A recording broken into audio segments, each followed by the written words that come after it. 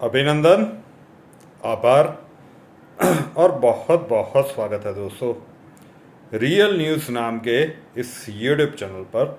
और मैं हूं आप सबका अपना रुपेन आर शाह। क्रिकेट विश्व कप 2023 भारत में चल रहा है। बहुत सारे अपसेट भी विश्व कप में हो रहे हैं। भारतीय टीम 7 में से 7 मैच जीतकर चोटी पर है। उसमें भी पूरा एक टीम वर्क दिख रहा है। लेकिन आज का इस वीडियो क्रिकेट का ही है, क्रिकेट के खिलाड़ी का ही है, भारतीय खिलाड़ी का ही है।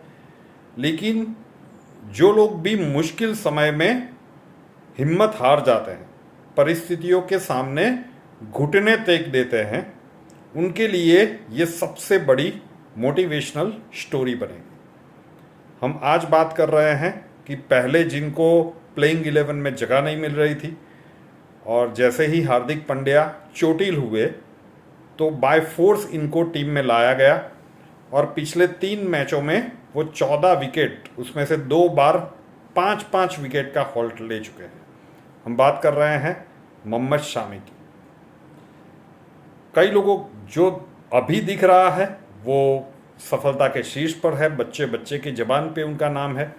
लेकिन आपको पता है कि अभी रिसेंटली ही मोहम्मद शामी ने क्या कुछ झेला है। ये बहुत लंबा समय अंतराल नहीं है जब मोहम्मद शामी के साथ बहुत सारे ऐसे घटनाक्रम हुए थे। तो आज के इस वीडियो में उसी के बारे में बात करेगा।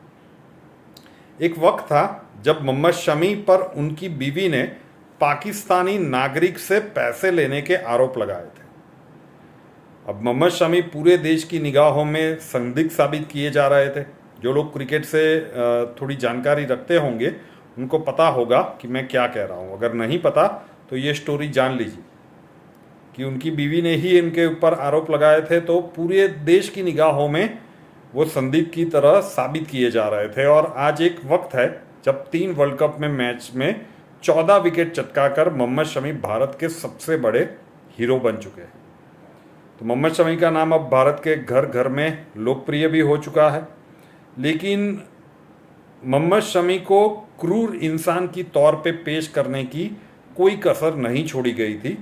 जब उनकी निजी ज़िंदगी में इस आदमी ने जो कुछ भी भुगता है, उनकी ही बीवी ने सरेआम उनकी इज्जत को हवा में उछालने में कोई कसर बाकी नहीं रखी थी और इशारों इशारों में मोहम्मद शमी पर आतंकवाद से रिश्ते और मैच फिक्सिंग तक के आरोप लगा दिए थे। बहुत ही गंभीर बाबत है कि जब आप आतंकवाद से रिश्ते, पाकिस्तान से किसी के द्वारा पैसे दिया जाना और फिक्सिंग तक की बात की गई थी, ये सब कुछ मोहम्मद शमी ने झेला है।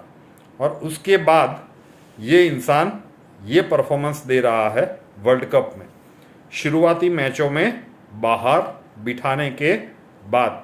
स्टोरी पूरी जानिए। मोहम्मद शमी के ऊपर जब ये सारे प्रकार के इल्ज़ाम लगाए जा रहे थे, उनको एक क्रूर इंसान के तौर पे पेश किया जा रहा था बंगाल के घरेलू क्रिकेट से ही, क्योंकि मोहम्मद शमी बंगाल से क्रिकेट खेलते थे। तो उनके घरेलू क्रिकेट से ही उनको बर्खास्त करने की मांग उठने लगी थी। इतने गंभीर प्रकार के आरोप मोहम्मद शमी के ऊपर लगाए गए थे। उन्हें एक अबला नारी पर हिंसा करने वाले राक्षस के तौर पे पेश किया जा रहा था।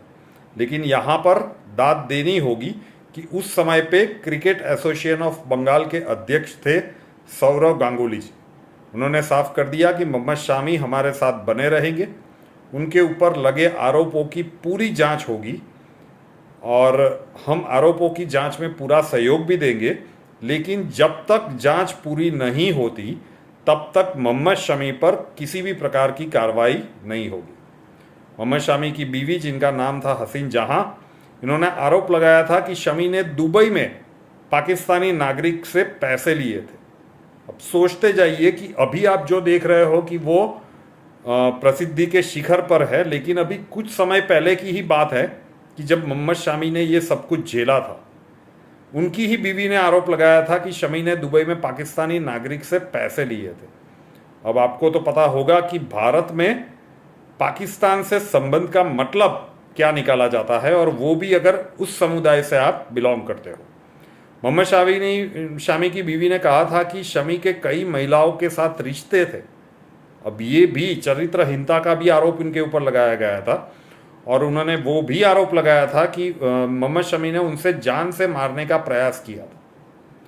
मोहम्मद शमी को भारत में खलनायक के तौर पर पेश करने में कोई भी कमी रखी नहीं जाती थी उस समय पे। बीसीसीआई के भ्रष्टाचार निरोधक इकाई के प्रमुख नीरज कुमार को उसके बाद जांच सौंपी गई। जांच पूरी होने तक मोहम्मद शमी का अनुबंध निलंबित कर दिया गया था और मोहम्मद शमी के लिए हालात मुश्किल होते जा रहे थे। घर से जब भी निकलते थे तब मीडिया वाले चारों ओर उनको घेर लेते थे और प्रश्नों की बौछार शुरू कर देते थे।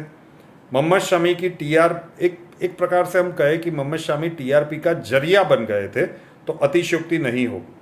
मोहम्मद शमी के लिए क्रिकेट के मैदान पर वापसी करना बहुत ही मुश्किल दिखाई दे रहा था, लेकिन मोहम्मद शमी इन सारी मुश्किलों के सामने डटे रहे, अड़ग रहे, सीना ठोक कर खड़े रहे।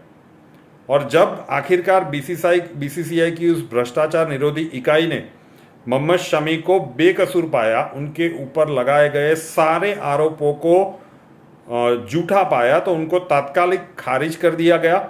उसके बाद फिर से उन्हें बीसीसीआई का कॉन्ट्रैक्ट दिया गया और उसके बाद वर्ल्ड कप में उनका चयन किया गया। शुरुआती कुछ मैचों में वो बेंच पर बैठे रहे क्योंकि मोहम्मद सिराज का फॉर्म ज़बरदस्त चल रहा था और जसप्रीत बुमराह भारत के स्ट्राइक बॉलर थे तो उनकी जगह नहीं बन रही थी टीम कॉम्बिनेशन के हिसाब से।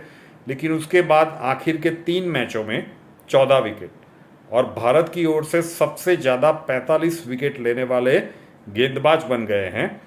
जाहिर खान और जवागल श्रीनाथ को उन्होंने पीछे छोड़ा, उनसे बहुत कम मैच में, सिर्फ 14 मैच में इन्होंने ये कारनामा करके दिखाया।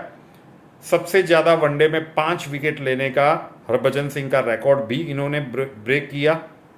तो ऐसी बहुत सारी स्टोरीज होती है, ऐसे बहुत सारे खिलाड़ियों की, लोगों की जीवन कहानी होती है जो हमें इंस्पायर करती है। और मोहम्मद शमी के जीवन की ये जो कुछ भी अभी आपने सुना और अभी आपको पता ना हो तो ये बहुत पहले की बात नहीं है। आज वर्ल्ड कप में कोई इसे याद नहीं कर रहा है, लेकिन यकीन मानिए ये बहुत पहले की बात नहीं है। ये अभी पिछले साल और हम इस साल की शुरुआत तक की ही बात कर रहे हैं कि सारे घटनाक्रमों से मोहम्मद शमी झेल रहे थे। कोई भी इंसान के लिए हार मान जाना, टूट जाना बहुत ही स्वाभाविक होता है, लेकिन लहरों के सामने जाकर जो नदी पार करता है वही तो विजेता कहलाता है और मोहम्मद शमी ने ये करके दिखा दिया। वीडियोस पसंद आते हो तो वीडियो को लाइक कर दीजिएगा, शेयर कीजिएगा। रियल न्यूज़ नाम के इस परिवार के साथ नहीं जुड़े हैं तो जुड़ जाइए, साथ वाला बेल आइकॉन दबा दीजिए और उसके बाद 3 ऑप्शंस आएंगे, ऑल के ऊपर क्लिक कर दीजिए ताकि हर नए वीडियो की नोटिफिकेशन आपको सबसे पहले मिलती रहे। नए वीडियो के साथ फिर मिलेंगे। जय हिंद।